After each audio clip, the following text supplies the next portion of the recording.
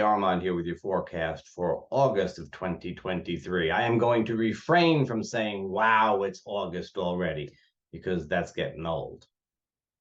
Well, anyway, a couple of announcements before we really get going with the forecast. First of all, I want to say that at the end of September, starting on September 28th and going till, I don't know, October 1st or something like that, the end of the weekend, I will be at the Astro Bash in Borrega Springs, California. It's an evolutionary astrology conference. It has wonderful people headlining. I don't want to mention them all, and I don't want to mention anybody in specific and leave other people out. So you have to just go to Astro Bash, and I'll give you all the links that you need, and you can go there and look and see who's talking besides me. There's some great people. It looks to be a fabulous conference. And even if you're not saying, well, I'm a great evolutionary astrologer and I want to look into this, you're saying maybe we'll go to the desert and it'll be nice. And it's a beautiful resort and it's got, cactuses and desert stuff going on, night sky and all that beautiful things and stuff like that. So even, however much astrology you want to bring into it, it's a nice place to be.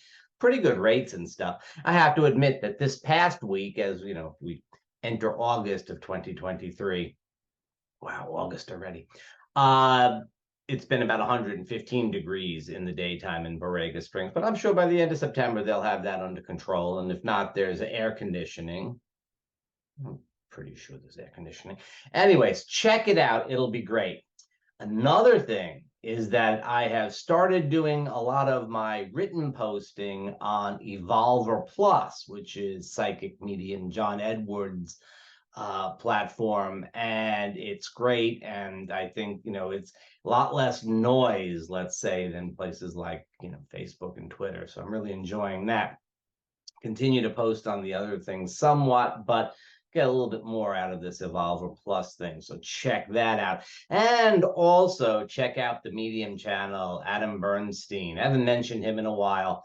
As I've said before, when I mention people and say you should watch their channel, they have a habit of sort of going out of business. But Adam has endured, and so you can get his forecasts, and he has a lot of meditations and things like that that are quite helpful. So look into what he has to say. We have a very similar take on things much of the time, and sometimes we're kind of different, and that's great for you, right? You look at different things and see which one seems to resonate best. I could go on and on about that, but I want to talk about August. Now that I've spent a couple of minutes talking about all that other stuff and lost probably like 60% of the audience, here we go with August. It starts on the 1st with a full moon in Aquarius. What a great placement that is, right? So we have the full moon, which is always active, get out, a little lunacy type of thing. And it's in the sign of Aquarius, sociable. So this is really an indication for getting out and having a good time. Now it's, what is it? It's Tuesday, right? So you're saying, well, that's not really helping me too much, but it's the summer. It's the summer. Before that, the last weekend in July, we'll have a building up to that. So if you're watching then, you probably will have gotten some of the better part. It's Capricorn moon, but you will have gotten the better part of that anyway. But it's a great time midweek. It's good for socializing, getting out. I think, participating in community is the watchword. And that's a good way to think about that first week in August. Then comes the beginning of the second week in August. And right around the 8th and the 9th, we have some aspects that are really challenging, let's call them. We have the Sun square to Jupiter on the 8th and Venus square to Uranus on the 9th. Now, just say, 7th, 8th, and 9th is colored by this energy. Sun and Jupiter get along fine on any given day. Sun is in Leo, Jupiter is out in Taurus. The idea, I would say, is the sense of, gee, I want to go forward. I want to go out and do things. It inspires us to live from the heart, which is the whole message of Leo season anyway. Jupiter is giving us a little bit of a push, a little bit of a confidence, a little bit of a sense of, yeah, I can do this. A little indulgence, perhaps, even with Venus retrograde, as she is all month long. And then we have this Uranus-Venus energy, which suggests changing the pattern in relationship, doing things a little bit differently, maybe someone new, certainly something new. The thing is, with Venus retrograde, this is a little bit cooler aspect than we would usually expect from Venus and Uranus. Besides which, Uranus is in Taurus, which is Venus's home sign. So kind of mitigates things also, so that it's not really this tension of like, I got to have something new, we got to do something different. It's more a suggestion to move out of the box, right? Just, mix up routine a little bit, try something new. Now, for some people, not you, but for some people, that Jupiter Sun aspect is going to get them full of ego, kind of a big egotistical thing. And then that Venus Uranus, if it applies to relationship, that could be a tense moment for some folks. If the relationship is in a spot where it is going to be vulnerable to tense moments, if your relationship isn't in a spot like that, it's not going to matter much. Should be great energy for most of us. Most of us should really get a kick out of this. Open, free, experimental, heartfelt going forward should be great. Even if Venus is going backwards, should be really great. But especially with folks that are in relationship, there could be some tension if the relationship is in a tense spot. And that reminds me that on the 13th, Pluto will be opposite, or I suppose I should say Juno will be opposite Pluto. Juno is the partnership asteroid and very much has to do with relationship commitment. If you want to think of, relationship means a lot of things. Juno is about relationship commitment. And she's going to be opposed to Pluto, not the last degree, but in the last degrees of Cancer, where Juno is, and Capricorn, where Pluto is. And so this aspect suggests, again, that there's going to be a bit of a challenge to relationship. It's possible that it would mean a deepening of commitment in relationship if things are going well. On the other hand, it's not exactly glue for keeping difficult relationships together. So you have to see how that plays out. Again, if you're in a place where you're thinking, oh boy, the 8th and the 9th were really good, maybe we can go a step farther, then this is really going to be quite helpful. Although Venus is retrograde, so we've got to have a little bit of tentative feeling about it. On the other hand, relationships that were in a tense spot might really find the 13th to be a challenge. And you know what's another challenge that's coming up is the energy at mid-month, the 15th and the 16th. We have the new moon. The new moon is on the 16th. And so the new moon in Leo is a time of beginning, of starting new things, of putting the commitment into doing what your heart feels like doing. That's the new moon in Leo every year. This new moon has got a couple of interesting things attached to it, though.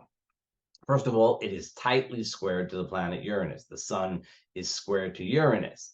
Now, that's a little bit more of like, not only I want to follow my heart, this is like, and I'm going to push away anything that gives me resistance, right? So this is new, open, experimental freedom.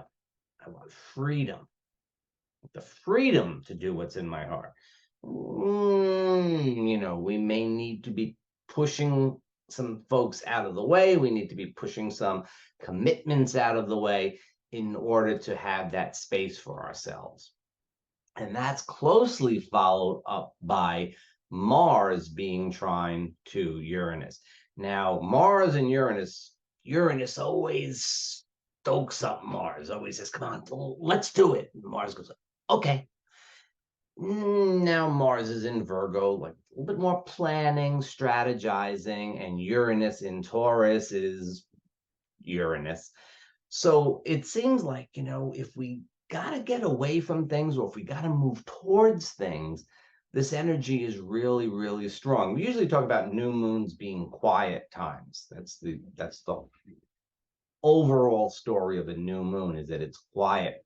And we frequently get exceptions to that, and this is an exceptional new moon.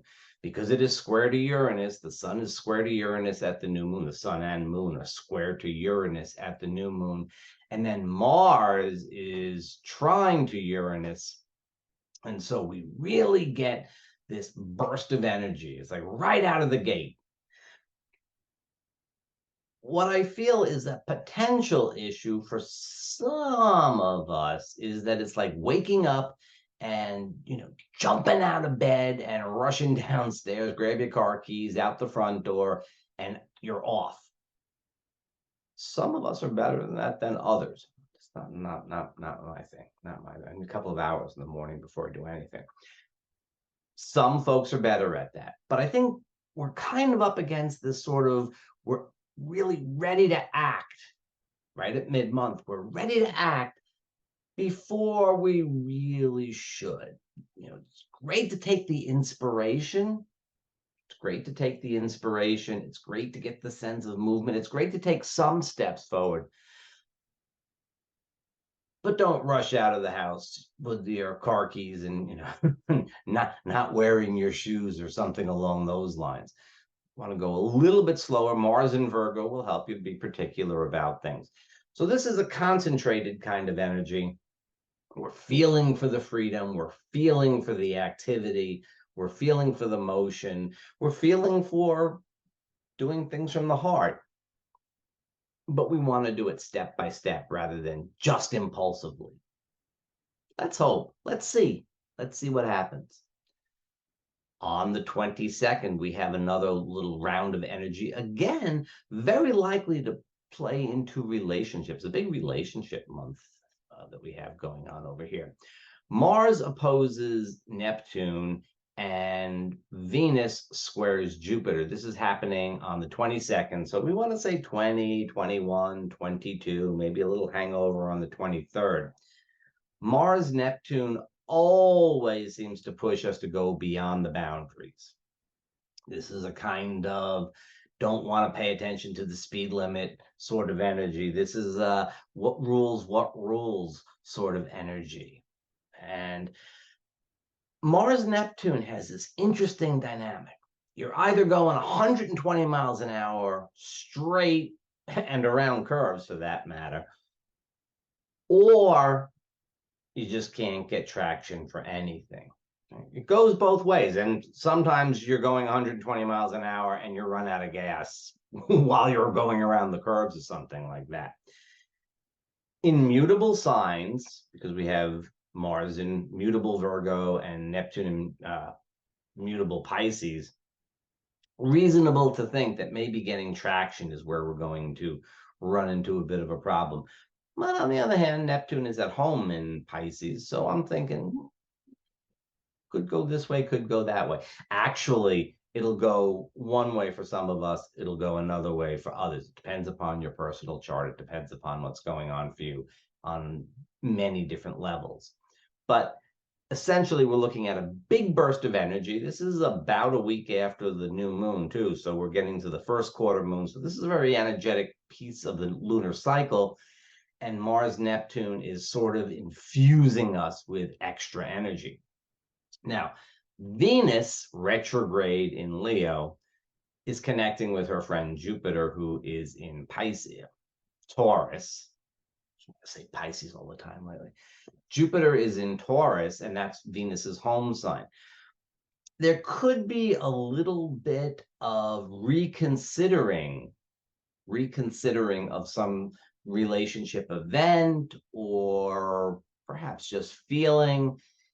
It sort of blows things up a little bit, inflating, blowing up, not exploding, blowing things up, sort of inflates things a bit, and could make, especially with this Mars-Neptune aspect hanging around, again, for vulnerable relationships, could make for a tense time. On the other hand, if things are going well, and this could be, for an existing relationship, this could be pretty good. Gotta say that it doesn't seem like a great time for new relationships, but you don't want to miss out on something that offers itself to you. Anybody, oh, the astrologer said it's Venus retrograde, I shouldn't get into it. No, do it. These are general guidelines. These are general guidelines. On the 23rd, alas, the sun leaves his home of Leo for Virgo. And so those of us in the Northern Hemisphere, we get the last month of summer. Or if you're in the Southern Hemisphere, you get the last month of winter. Not so bad. It's a kind of shift in the energy as we move past the peak of summer and into the more mutable season. And it's closer to a harvesting kind of time. It's we start to notice the day. I don't want to talk about it. It just upsets me to talk about the end of summer. Oh, I don't mind four seasons, but why do they have to be distributed the way they are? It's like summer, fall, spring, winter. But I digress. Also on the 23rd, Mercury stations to retrograde. We once again have that cosmic gremlin, Mercury retrograde, affecting us in our communication, in our travel, in transportation in general, and technology, all of those. You know the whole Mercury retrograde spiel by now. Everybody knows about Mercury retrograde by now. Mercury will be retrograding in his home sign of Virgo, which we can hope means that things will be a little bit less pernicious than they sometimes are. We'll see. As we get to the 27th and 28th, we have some really ornery energy. First of all, the sun will oppose Saturn. So Sun-Saturn aspects always have that sense of constriction. If Uranus and the sun back on the 15th and the 16th was all about freedom and independence and doing what I want to do and from the heart, here we have the 28th, we have the sun opposite Saturn. And Saturn is in Pisces, the sun is in Virgo. Responsibilities, service to others, constraints. We feel constraints, and it's an opposition, so you may feel constrained. This is, for example, not a great day to ask for favors from your boss or something like that. This is not a great time to deliver. Not a great time to deliver the news that others are not going to like. You know, sort of save it off a little bit for something sometime a little bit later. It's really not what I would consider to be the best day for us in a solar independent sense. Neither the signs involved nor the aspect itself really favors this kind of open freedom. Here I go. It's all about me type of thing. And yet, what happens on the 28th? Uranus stations to retrograde, and Uranus stations are all about independence and self-assertion and going forward in your own way and doing your own thing. And although the aspects are sequential, 27th Sun, Saturn, and 28th Uranus station, although they are sequential, each one we feel coming for a couple of days before, and we feel for at least the day after. So these energies really overlap, and we're going to get both of these factors, both of these different, very, very different energies on us at the same time. That is an extraordinarily challenging thing if you're looking to do something specific. You know, if you just sort of take care of business as usual, it's not so bad. But pressure and release, and then maybe more pressure, and then another release, and then more pressure. It's going to feel like that. See what happens in the collective, see what happens to the folks around you. Even if you manage to keep your cool, keep in mind that not everybody can. Then as we wrap up the month, we have a second full moon, which, as you know, is called a blue moon. This full moon is in the sign of Pisces on August 30th. So this full moon is, I think, what we could look at as being, let's say, a lot of fun. I mean, it's in Pisces, it's in Pisces.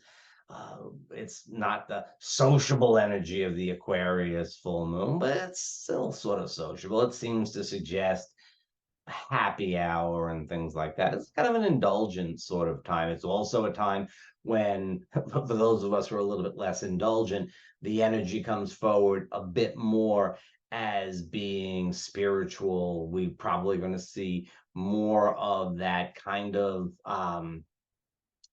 you know, that sense that we sometimes get of there being new horizons. It'd be a great time for your meditation. It'd be a great time for shamanic journey. Is it a great time for shamanic journeying and things like that? We'll have to tell. Full moons can be a little bit edgy, so I'm a little hesitant. But then again, it brings a lot to light. It brings a lot upward. So I think that we have some real potential around that. So, you know, see what you can do with that.